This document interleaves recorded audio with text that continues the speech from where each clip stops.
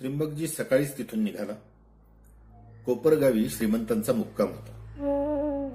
गोदावरीचं पुण्यशील पाणी शांतपणे वाहत होतं. दोन्ही बाजूंना गर्द झाडी होती. मधूनच देवळांची उंच शिखरं दिसत होती. थंडी थोडी कमी झाली होती, तरीही सकाळच्या वेळी गोदावरीच्या काठावर गार वारा वाहत होता. श्रीमंत बाजीराव पेशव्यांचं कुटुंब वाराणसी बाईसाहेब नदीच्या पाण्याकडे पाहत उभ्या होत्या. 18-19 वर्षांच्या वाराणसीबाईंचा बांधा लहानसरच होता. वर्ण गोरापान, नाक तरतरीत आणि चर्या छाप पाडणारी. यावेळी त्याने अंगावर अलंकार जवळजवळ घातलेच नव्हते. बाईसाहेबांच्या बरोबर त्यांची कुणबीट सखू घोड्याचा लगाम धरून उभी होती. बाईसाहेब, सखू वाराणसीबाईंच्या घट्ट कासोट्याचं लुगडं नेसलेल्या बांध्याकडे पाहत म्हणाली, घोड्यावर बसायचं तर असं लुगडं नेसून नाही. मग कसं म्हणतेस? पुण्याला संगमावर साहेब लोकांच्या बायका घोड्यावर बसताना कसे चोळणे घालतात, तसा चोळणा घालायला पाहिजे. वाराणसीबाई हसल्या. मग म्हणाल्या, अगं, त्यांना आपल्यासारखं घट्ट कासोट्याचं हे 16 हाती लुगडं नेसता आलं असतं तर त्या तरी चोळण्याच्या फंदात कशाला पडल्या असत्या. आणि शिवाय तो स्वारीचा पोशाख. पण काय ग सखू, आपाजीरामानं पागेतून श्रीमंतांचा हा सारंग घोडा आज तिसऱ्या दिवशी लागोपाठ देताना काही खळखळ केली नाही का? नाही कशी? आपाजीरामानं करायची तेवढी खळखळ केलीच, सखू म्हणाली. एकदा काय म्हणाला, घोड्याला खराराच करायचा राहिलाय. मग म्हणाला तोबराच अजून द्यायचा राहिलाय. आणि मग म्हणाला बाईसाहेबांना या उंच घोड्यावर बसताच येणार नाही. 1 ना 1000 हरकती काढल्या त्यानं. वाराणसीबाईंच्या कपाळावर बारीक काठी पडली. मग काय झालं?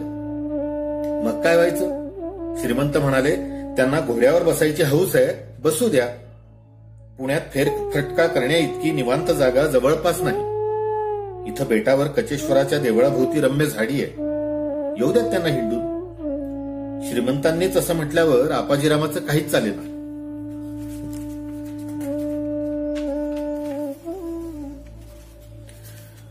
मला उंच घोड्यावर बसता येणार नाही म्हणतो काय आपाजीराम? त्यांना अजून माझी घोडदौड कुठे पाहिली? असं बोलत बोलतच वाराणसीबाईंनी घोड्याचा लगाम सखूकडून डाव्या हातात घेतला आणि चटकन उडी मारून त्या घोड्यावर स्वार झाल्या.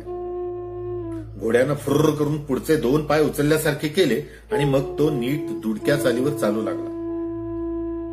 बाईसाहेब, तुम्हाला घोडदौडीची फारच हौस, सखू आपली घोडी वाराणसीबाईंच्या घोड्याबरोबर घेत म्हणाली. अगं, वाईला माझ्या माहेरी मोठी बाग आहे. अगदी लहान वयातच मी घोड्यावर बसायला शिकले आणि मग हळूहळू मला घोडदौडीचा नादच लागला. एकदा एका खट्याळ घोड्यानं मला अलगद उचलून फेकून दिलं. प्रहरभर मी शुद्धीवर नव्हते, पण माझा हा नाद काही सुटला नाही. सासरी काय, घोड्यांना तोटाच नाही, पण वाईसारखं इथं वरचेवर घोडदौडीला बाहेर पडता येत नाही.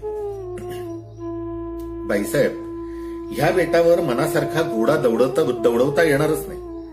तुम्ही म्हणाल तर या नदीच्या पाण्याला इथं उतार आहे, तो ओलांडून पलीकडे जाऊया, म्हणजे तुमच्या मनासारखी घोडदौड होईल. चल, घाल घोडा पाण्यात, असं म्हणून वाराणसीबाईंनी पाहता पाहता आपला घोडा पाण्यात घातला.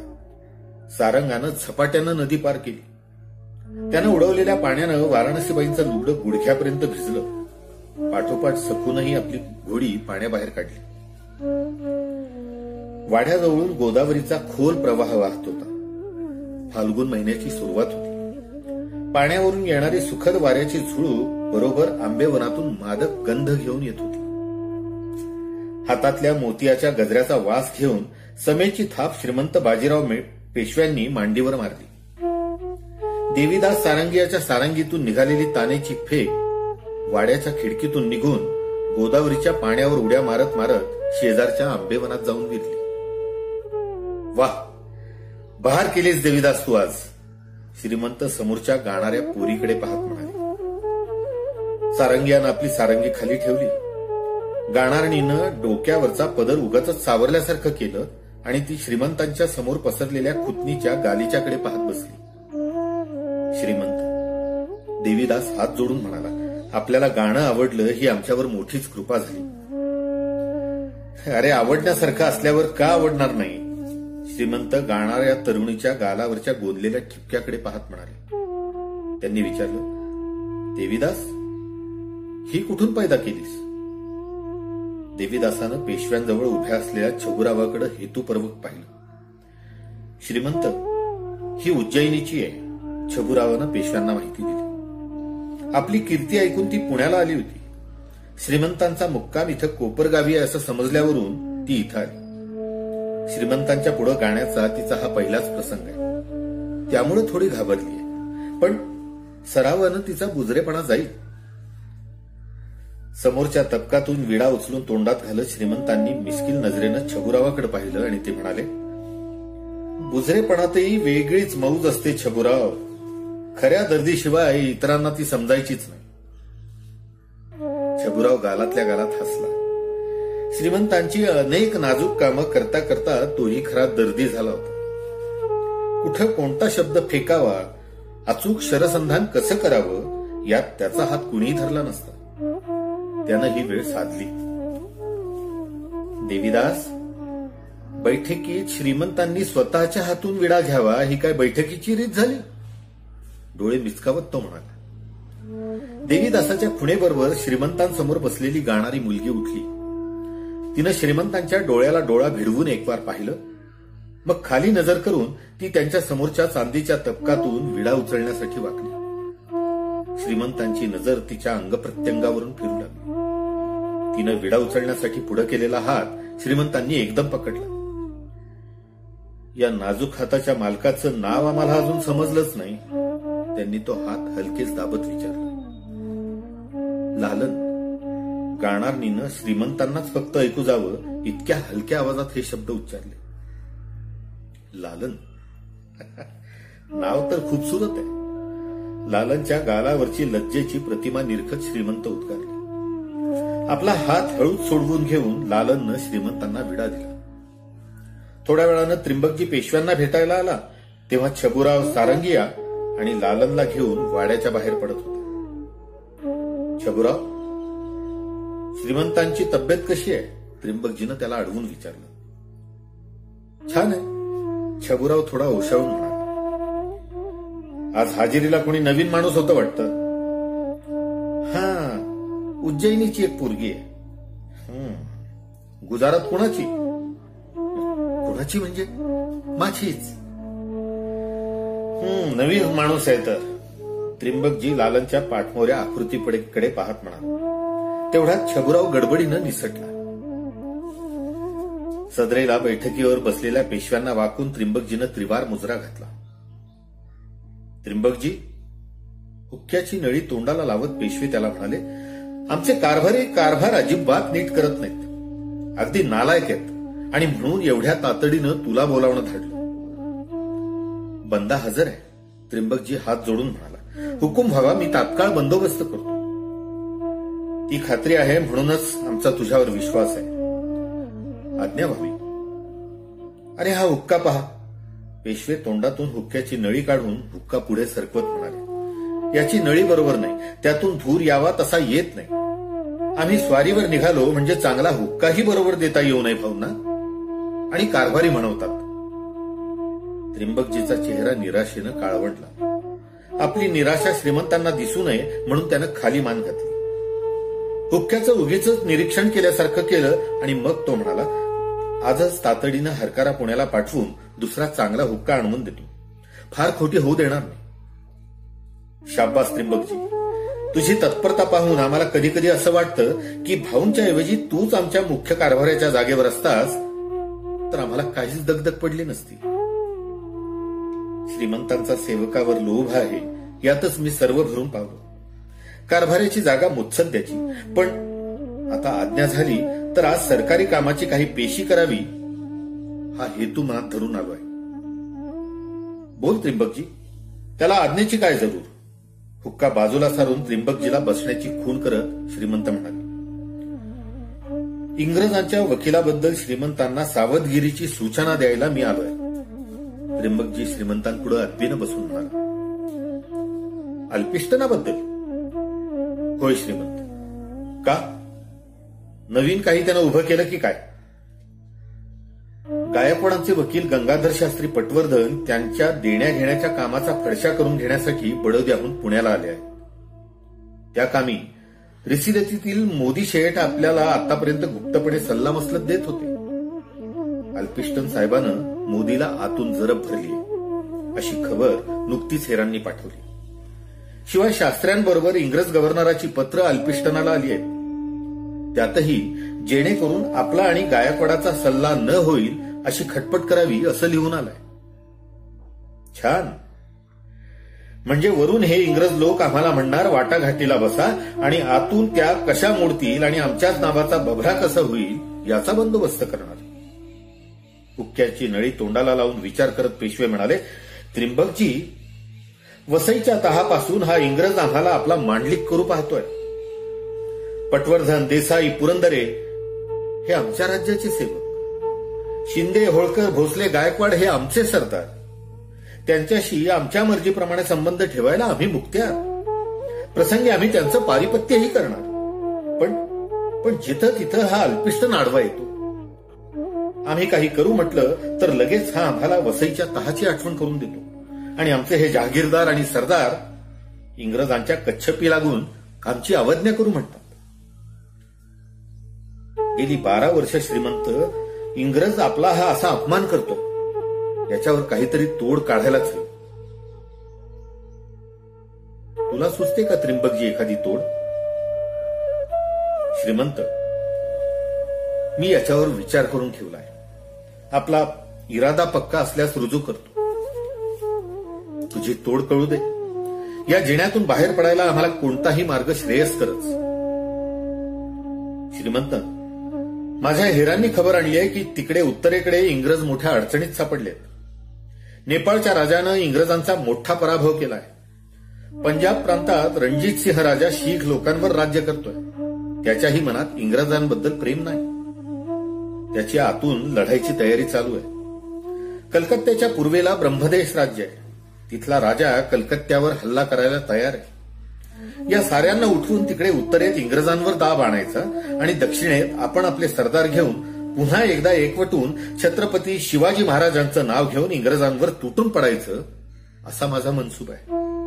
इंग्रज मुठभर त्यांची चटणी उडायला उशीरतो काय? त्रिंबकजी, आपले सरदार ऐनवेळी आपला घात करणार नाहीत कशावरून? त्याचाही विचार मी केलाय श्रीमंत. पेंढाऱ्यांची फार मोठी फौज सध्या नर्मदेच्या खोऱ्यात धुमाकूळ घालते. त्यांना इंग्रजांचा मुलूक लुटायला सांगून तिथं गोंधळ करायचा. इंग्रजांना मिळणारा वसूल बंद झाला की त्यांना त्यांच्या फौजांचे पगार वेळेवर भागवता येणार नाही. मी त्यांचे मोठमोठे अंमलदार फोडण्याचा उद्योग करतो आहेच. इंग्रजांच्या देशी पलटणी एकदा त्यांच्यावर उलटल्या की मग काम फुटते. मग आमचे सरदारही ठासून उभे राहतील. पण आपल्या फौजांची वाट काय? आपल्याकडे स्वतःची भारी फौज कुठे आहे? पोट साहेबांना आमच्याकरता तयार केलेला कवायती कंपू आमच्या खरोखरच कितपत उपयोगी पडेल? पोट साहेबाचं मी पाहतो श्रीमंत, तो पक्का पैशाचा लोभी आहे. आमच्याकडचे नातू तसाही इंग्रजांचा पोट साहेब. श्रीमंत यावर लगेच काही बोलले नाहीत. हुक्का पीत बराच वेळ ते यावर विचार करत बसले. अखेरीस ते म्हणाले, त्रिंबकजी, मला दुसरा मार्ग दिसत नाही. पण हे कारस्थान जगद्व्याळ आहे. कोण हे शिरावर घेणार? यात गुप्तता फार, सावधपणा अतिशय आणि कारस्थान फुटलं तर आम्ही तर रसातळाला जाऊच. पण जे कोणी यात असतील त्यांच्या घरादारावरून हा अल्पिस्टन गाढवाचा नांगर फिरवी. श्रीमंतांची आज्ञा झाल्यास सेवक हे काम का अंगावर घेईल? त्रिंबकजी शांतपणाने म्हणाले. या सेवकाची श्रीमंतांनी पूर्वी अनेकदा परीक्षा घेतली आहेच. त्यातून तो उतरला असं वाटत असेल तर आज्ञा करावी. त्रिंबकजी, पुरता विचार केलायस ना? यात यश मिळालं तर काय होईल हे सांगण्याची जरुरीच नाही. छत्रपतींच्या पडत्या काळात श्रीवर्धनच्या भटांनी मराठी राज्य सावरलं म्हणून त्यांची दिगंत कीर्ती झाली. यश मिळालं तर पुन्हा एकदा राज्य सावरण्याचं श्रेय डेंगळ्यांच्या घराण्याला मिळून त्यांची कीर्ती होईल. आणि डाव हुकला तर त्रिंबकजी डेंगळ्यानं मराठी राज्य बुडवलं असा दुर्लोक्ती तर होईलच. पण डेंगळ्यांचं बीज पृथ्वी तलावरून नष्ट करण्या इतका इंग्रज क्रूर आहे, हे आहे ना लक्षात? श्रीमंत, कडाडणाऱ्या आकाशात झेप घेताना विजेचा फटका बसला तर जळूनही जावं लागेल याचा विचार गरुड कधीच करत नाही. दुर्दैवानं तसं झालं तर आपलं नशीब, पण मराठी राज्य वाचवण्याचा प्रयत्न मी माझ्या बुद्धीनं आणि ताकदीनं केला असं तर होईल ना. श्रीमंतांच्या पायाची सेवा करताना मी आणि माझं सारं कुटुंब धुळीला मिळालं तरी त्याचं सोनच होईल. त्रिंबकजी, पेशवे भावनेनं जड झालेल्या स्वरानं म्हणाले, आज पावेतो तू आमचा कोणताही शब्द खाली पडू दिला नाहीस. त्यात यशच मिळवलंस. याही कामी तुला यशच मिळेल. त्रिंबकजीच्या चर्येवर समाधान पसरलं. त्यानं विचार करून श्रीमंतांना सांगितलं, या कामी पैसा अफाट लागेल श्रीमंत. श्रीमंतांना पैशाची फिकीर नव्हती. त्रिंबकजीवर त्यांचा विश्वास होता. ते म्हणाले, राज्याचा सारा खजिना तुझ्या स्वाधीन केलाय असं समज. शेवटची बाजी लागली आहे. आता माग फिरायला अवकाश नाही. एक अमीर तरी बनू, नाहीतर फकीर तरी बनू. त्रिंबकजी चकित झाला. थोड्याच वेळापूर्वी गाण्या बजावण्यात मशगूल झालेले श्रीमंत हेच काय असा त्याला संभ्रम पडला. श्रीमंतांचा अस्थिर स्वभाव तो ओळखून होता. आणखी एक विनंती आहे श्रीमंत. या कारस्थानात श्रीमंतांनी कुठेही प्रत्यक्ष भाग घेऊ नये. आपले सर्व व्यवहार नेहमीप्रमाणेच चालू द्यावेत. श्रीमंतांचं लक्ष केवळ चैनबाजीतच आहे, राज्याकडे नाही असाच अल्पिष्टनाचा ग्रह व्हायला पाहिजे. माझा सर्व पत्रव्यवहार सांकेतिक लिपीत आणि भाषेत राहील. हुजूर खर्च मांडतील तो बोल, स्पष्ट बोल. मोठमोठ्या रकमा बायांना बक्षीस म्हणून दिल्या असा उल्लेख श्रीमंतांनी स्वतः लिहून ठेवावा. आपले सरदार जहागीरदार यांच्या नावानिशिवार उल्लेख न करता त्या प्रत्येकाचा उल्लेख आपल्या परिसरातील स्त्रीच्या नावानं करावा. प्रत्येकाकरिता खुणेचं नाव कोणत्या स्त्रीचं आहे याची एक यादी आपल्याजवळ आणि एक माझ्याजवळ असेल. एकदा ती पाठ झाली की नष्ट करून टाकावी. विलासाप्रकरणी मोठमोठ्या रकमा खर्ची घालाव्या. काहींमध्ये गुजारत माझीही दाखवावी. शिवाय रमण्याची दक्षिणा आणि इतर दानधर्म असेच फुगवून लिहावेत, म्हणजे त्या रकमा खरोखर कोणत्या कामी खर्ची पडल्या याचा कुणाला पत्ता सुद्धा लागणार नाही. त्रिंबकजी, ही खबरदारी महत्वाची आहे, पण आमच्या दप्तरखान्यात तुझा कोणावर संशय तर नाही ना. श्रीमंत, तसं माझं प्रत्येकावर लक्ष आहेच. माझे हेर त्यांच्यावरही लक्ष ठेवतात. बयाजी नाईक ही बाजू चांगली सांभाळतो. अलीकडे आपल्या दप्तरखान्यातील एका कारकुनातनं बाळाजी पंत नातूंशी सख्य विशेष वाढवल्याची खबर मला मिळाली आहे. काही कमी जास्त नजरेला आलं तर श्रीमंतांच्या कानावर घालीनच. वाड्याच्या बाहेर फरसबंदीवर घोड्याच्या टापांचा आवाज झाला. श्रीमंत बसले होते तिथून बाहेरचं दिसत होतं. वाराणसी बाईसाहेब घोड्यावरून येत होते. श्रीमंतांच्या चर्येवर विषण्णतेची झाक चमकली. ते म्हणाले, आम्हाला घोड्यांचा विशेष शौक नाही. आम्ही पालखीच पसंत करतो. पण आमच्या बाईसाहेबांना मात्र घोडदौडीची बरीच आवड दिसते. पेशव्यांच्या शब्दातली विषण्णता त्रिंबकजीनं टिपली. तो उठला. विषय टाळून तो म्हणाला, पेंढाऱ्यांचा सरदार रामदीन इथं आलाय. गुप्त वेशात एका खाटकाच्या घरात राहतोय. त्याची आणि माझी बोलणी चालू आहेत. खातरजमे करता लवकरच श्रीमंतांकडे घेऊन ये. ठीक आहे असं म्हणून श्रीमंतांनी त्रिंबकजीला निरोपाचा विडा दिला. त्रिंबकजी वाड्यातून बाहेर पडण्यापूर्वी त्याला रिसालदार आपाजीरामानं रामराम केला. आपाजीराम, त्रिंबकजी त्याला म्हणाला, बाईसाहेबांनी पुन्हा घोडा मागितला की अगोदर मला कळव. आज्ञेप्रमाणेच होईल असं म्हणून आपाजीरावानं पुन्हा रामराम केला.